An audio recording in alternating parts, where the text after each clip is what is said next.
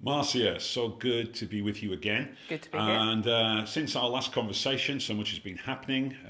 Racism has been in the news pretty much every day. It's all over social media. There's lots of people having lots of debate and discussions at the moment, protests going on at the moment in our nation and so forth. So, I mean, since that time and with everything that's been happening, what are your feelings on where we currently are? Well, Steve, I think you're absolutely right. There has been, certainly in my lifetime, I feel as if this is quite a moment that racism, racial inequality, racial injustice is finally taking the forefront of a lot of discussions. But what I've been encouraged with is not just that this issue for many black people is now coming more forefront, but actually that there's a lot of white people that I know that are finally what we call getting it. Not just that racism is bad and I'm not for it, but actually saying, let's look a bit deeper, let's look at a few levels, let's actually think about what this actually means. But interestingly, there seems to be a counter voice that seems to be just as strong, and that is coming from, I'm sad to say, some of my white friends, and I've seen that particularly around social media. Either a deafening silence, where I thought they'd be more supportive, or, which seems to be on the increase, a voice that wants to be very defensive about what's being raised, what's going out there. So if I can, I'll just give you a quick example, obviously anonymous. I had a post where a white male decided to take umbrage at the various Black Lives Matter rallies and different things that were going on. Okay. And he posted reasonably succinctly his views on racism. And it began something like this: slavery was in the past, you black people need to get over it. You have a victim mentality, you have a chip on your shoulder. I personally have not seen many racial incidents, so therefore they don't exist. And what I call the cherry on the cake was, and I have black friends, so I am not racist, so no one can tell me that. So of course I'd seen this for quite a while, so I decided to reply to it and thank him for his clearly educated response. And as someone who clearly understood the black experience, etc. He then decided to unfriend me. And I thought, okay, let's just see if this is a pattern or a one-off. Immediately after, I'm scrolling through my news feed, someone put up a meme about Black Lives Matter. Right. And they began with the phrase, "these people." For me, that never starts well. Wow. Because I feel as if these people, black people, are the collective. We can make sweeping, stereotypical assumptions, but as white people, we must be treated on individual basis. Right. These people are out protesting, don't care about the pandemic, and these people are the same that objected to Dominic Cummings. And I'm sure you know about that scenario. Indeed, yeah. So I just very kindly, in very three sentences, simply said, I think that you could have used a more productive commentary. Right. These people, have you asked them all? Also, you could have not undermined the overall topic about racism and maybe put something about social distancing, adhering to government guidelines. I am, however, aware that you can post what you want. Within a few hours, there was an aggressive reply back, and this is someone who I've known for a while. Right. And the three words, or several words that they used, really spoke to me. They came back in capitals: I am not a racist. Right. At no point had I implied that or had I said that. And then several hours later, they came back with a post saying, if you have black friends, if you have black colleagues, if you have half black people in your family, you have it as a duty to speak up for racism.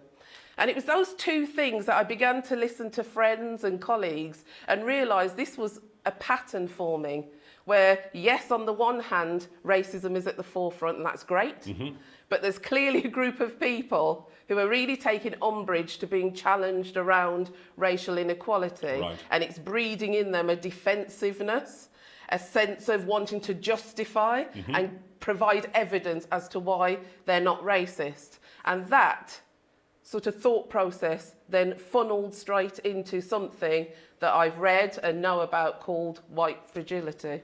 Right, well, that's interesting that you mentioned that. I watched a lecture just last week by Robin DiAngelo. I think she's written this book called White Fragility. Yeah, very good.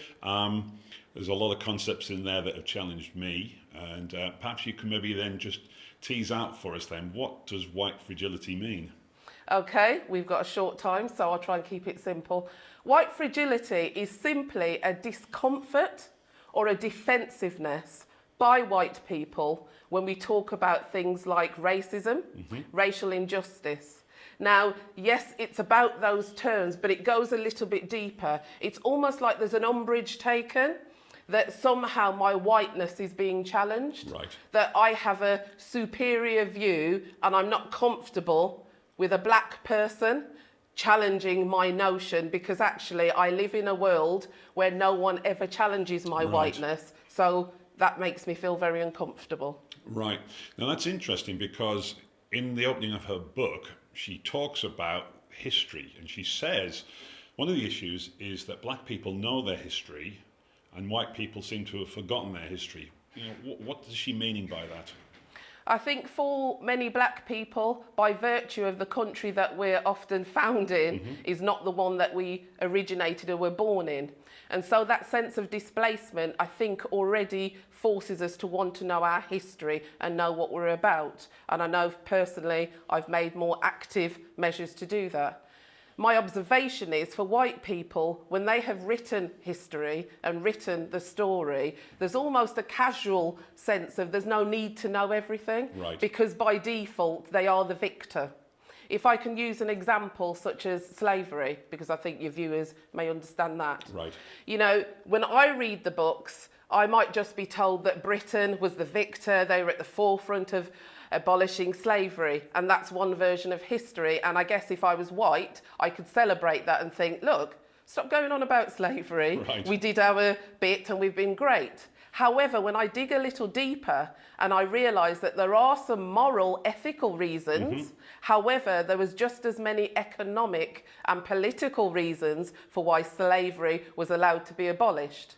When I go even further and I realise there was an act passed where the trading of slaves was abolished, but several decades later, the whole of slavery was abolished. So it wasn't this heroic one measure that was done because we thought it was wrong. It had to be economically viable. And then we go even more, and we realise that slave owners were compensated for the loss of these slaves because we were seen as property. And when I looked into it, the Treasury wanted to celebrate that a few years ago. And they said that the £20 million that was paid in compensation, which is now the equivalent of £60 billion today, was just paid off in 2015. Wow. So actually, I paid in my various taxes for the freedom of my ancestors. Now, that's a history that I know, but maybe some white people might not want to know, because that now puts a taint on their image of white being good and coming to save the day. So I think it's really important. Right. I mean, it's interesting, this sort of perception of good and perception of bad.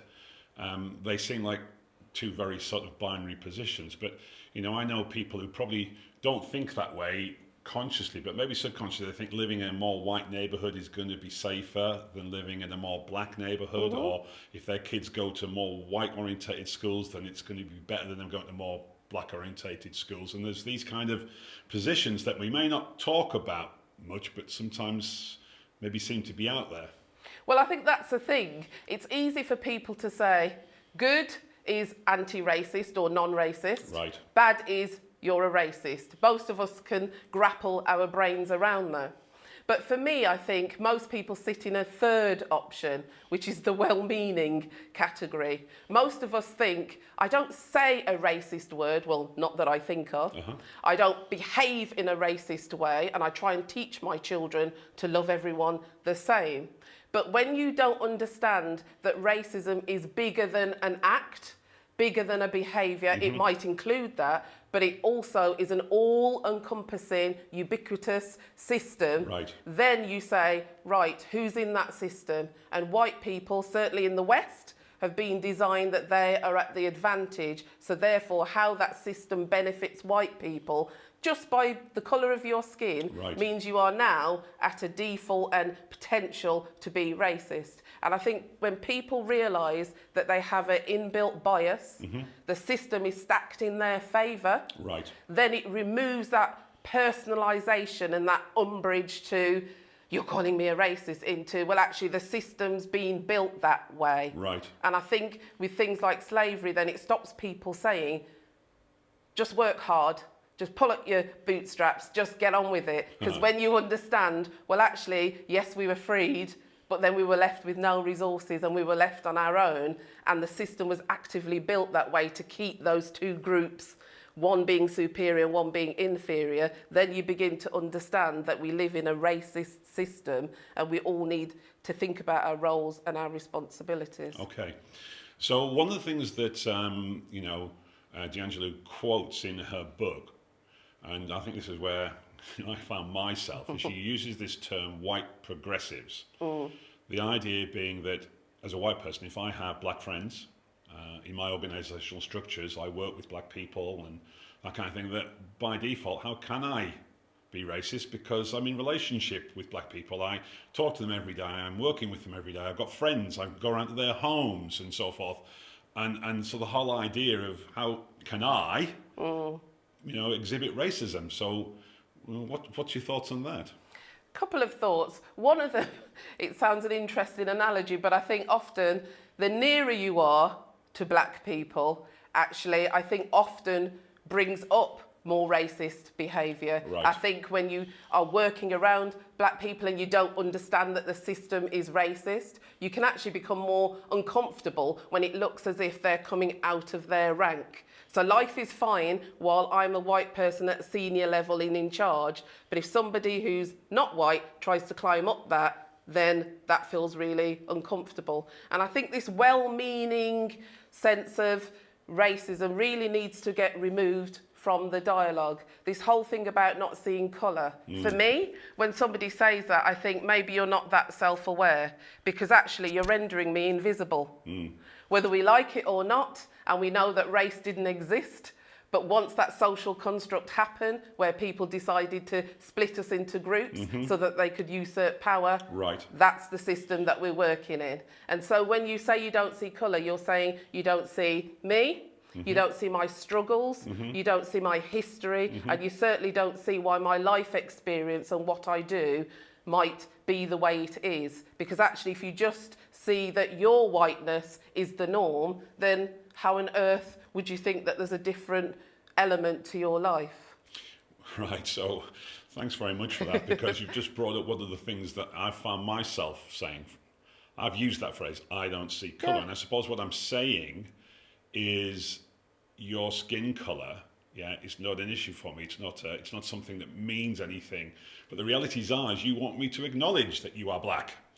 And I think for me now, as I'm beginning to take my own journey, look at some of the history and begin to see that the things that you're kind of talking about today, that racism is a structural thing, that you begin to think, okay, I understand why saying something like that isn't actually helpful any longer.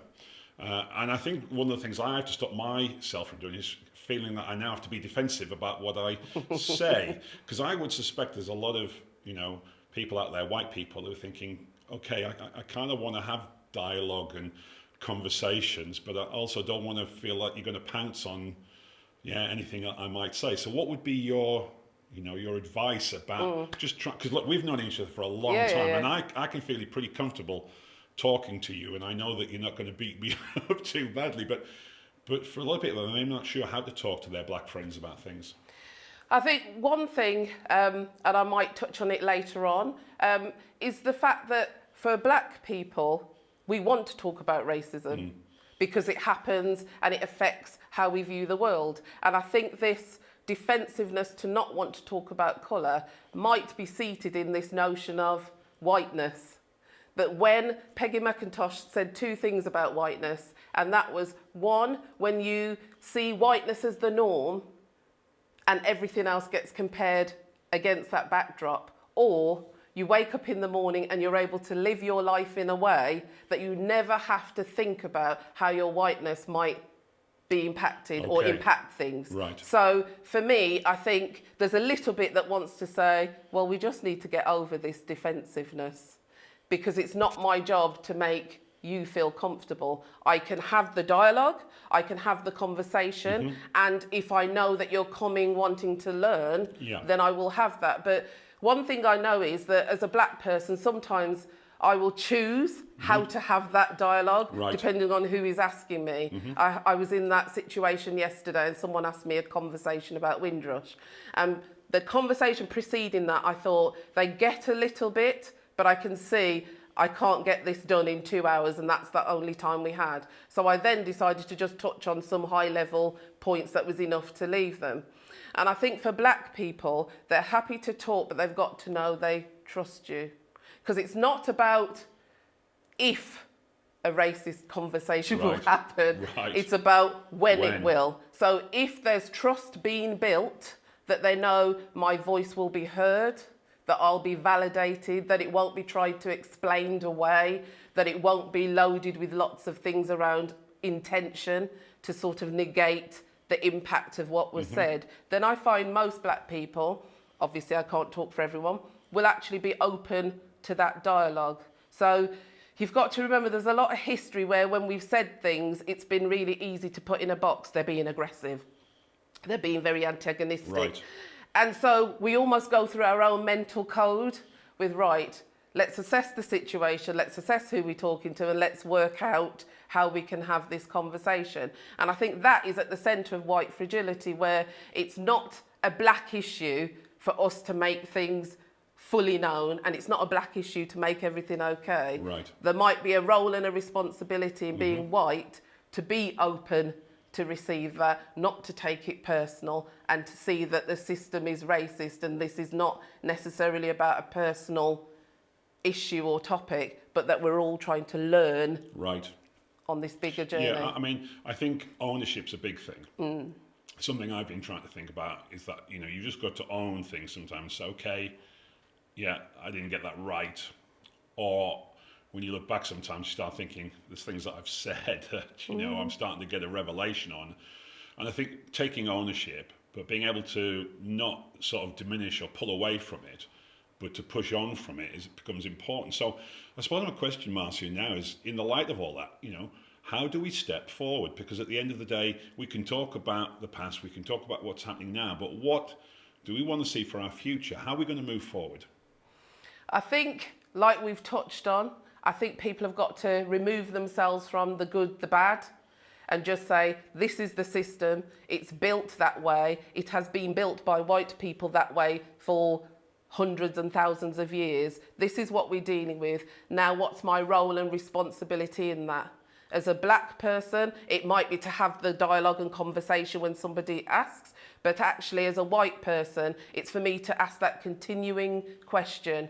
What's my role? What barriers am I part of? What am I doing to reduce that? So when you talked about underrepresentation, and I hear people, I've been in organisations where there's an all-white male board, and they will say, Marcia, we need to increase representation. We're putting the jobs out there. We're telling people that we want them to be, the organisation to be inclusive and all those things. Why isn't it happening? And then I flip that question with, you need to ask yourself, what barriers are you putting in place?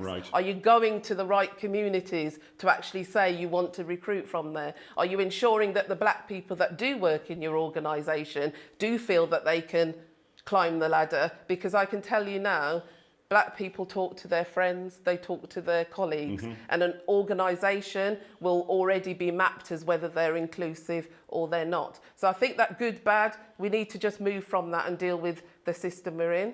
I think we need to learn to listen, to hear and understand, not listen to defend. So a lot of the time, if somebody comes and challenges a racist, whether it's a microaggression or something bigger in the system, our first response isn't, but I'm not racist, or this is what I meant, and this is actually just own it and say, yes, okay, what do you want me to know about that scenario? Because the more that that happens, the more that dialogue will open and remain open. But as I said before, if I come across someone who just doesn't want to listen, they'll barely get the first attempt off me, and they certainly won't get the second. And who you associate with doesn't determine whether you're racist or not. And you know, I've heard quite a lot of people who say I'm not racist because other people have been racist to me, and did you know that black people can be racist to white people? And my answer to that, I really want to tackle that if I can today. Yeah. And my simple answer is, yes, a black person can produce racial prejudice or racial hatred against, say, a white person. Right. And that is completely wrong. But when we talk about racism in this, we're talking about a system. And that system has a simple premise: power. Right. You can only have racism when there are two groups and one usurps their power over another. In the West, UK, America, we know that that is more white people are the people in power or decision making, and black people aren't. And I think we just need to be very careful again, because that often happens with progressives or people who think they've read a little bit, that actually this whole notion of racism, it all happens to everyone and there's not a unique experience. And I just wanted to be able to pick that out, because it's really important that racism is about power. Yeah, I'm reading a book at the moment about why I've grown tired of trying to explain race to white people. You probably know the book. And it's made me think about how many of my friends who are black maybe have at times just not spoken or not gone there or not said something because maybe they're just tired of trying to get the message across. And I suppose for many of us who are just taking a moment to reflect, and you know me, I'm not a huge reflector on life and the things that I do, but I think there are moments when you have got to say something has to change at this point. And if you were trying to comment nationally, I know that's a big ask for you. If you were trying to comment nationally, you know, you've got a lot going on in our political system. If there was just one bit of advice or something that you would want to say, because, you know, you've got a lot of expertise in these areas, what would it be? I'm greedy, so it might be more than one. I think there'd be one about stop being defensive, stop feeling that discomfort is something negative. For me, if someone feels discomfort with what I'm saying, but they're open, I think, now change can begin. But when someone's defensive and closed and then tries to justify their behaviour, you won't be able to move on. I think as well, when we saw things like Blackout Tuesday and people put hashtag Black Lives Matter, I thought that was great because it was going viral. But again, don't make this subject be something that's trendy. Actually really think about yourself, ask those questions. What am I doing to advance the eradication of racism in my system? Just accept if you're white, it's stacked in your favour. Accept that it benefits you more than it benefits me. But rather than stay there and either be defensive or just enjoy that privilege, actually say, what can I do? Can I speak up? Can I make sure I'm challenging my organisation to be more inclusive? So I think there's a real sense of people taking ownership on themselves and stop sitting back hoping that black people will do the work, because it's not a black issue. In a lot of ways, it's actually a white issue. And at the very least, it's a together issue. Marcia, again, thanks for your time. Thanks for coming in and having this dialogue. I know there's so much more to talk about. This is such a huge area to discuss. Hey, maybe we'll have further conversations about things, but thanks for today. Thanks for coming in. And thank you for having me again.